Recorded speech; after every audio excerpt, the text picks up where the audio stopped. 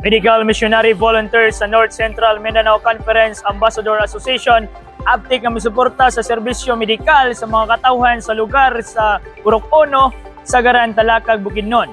Nining bulan sa Pebrero, ika-21 nga adlaw sa tuig 2025. Sa usa ka paningkamot nga madala ang dekalidad nga serbisyo medikal sa mga lagyong dapit, usa ka medical mission ang malampusong gipahigayon sa Purok 1, Sagaran, Talakag, Bukidnon.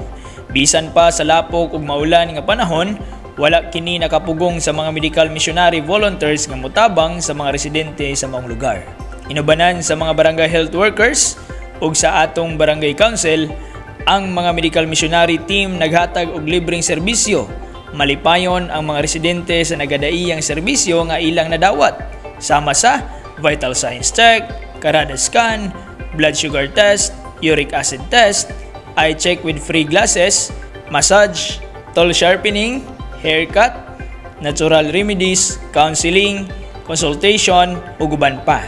Mapasalamaton usab kita sa kahigayunan nga gihatag ilabi na sa pagtugot sa barangay captain sa maong lugar. Kini nga gihimo makahatag og dugang mensahe alang sa mga tao nga makahibalo sila sa kamatuoran ilabi na sa maayong panglawas. Ako si Rosie J. Loyonan Gabo, Barangay Kagawad diri sa Barangay Sagaran, Talakag, Bukidnon.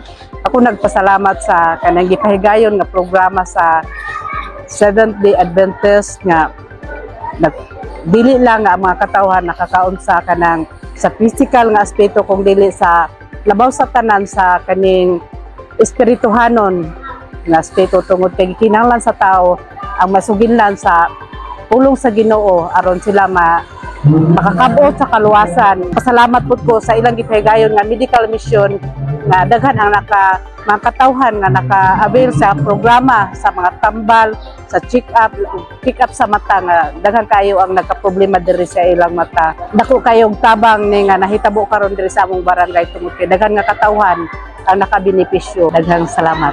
Ang programang medikal nagtinguha sa pagbalig-on sa panlawas sa publiko aron nga sila andam sa pagkatubang sa nagadaiyang balatian sa nagalinglaing aspeto sa kinabuhi nining haduol nga kapanahunan.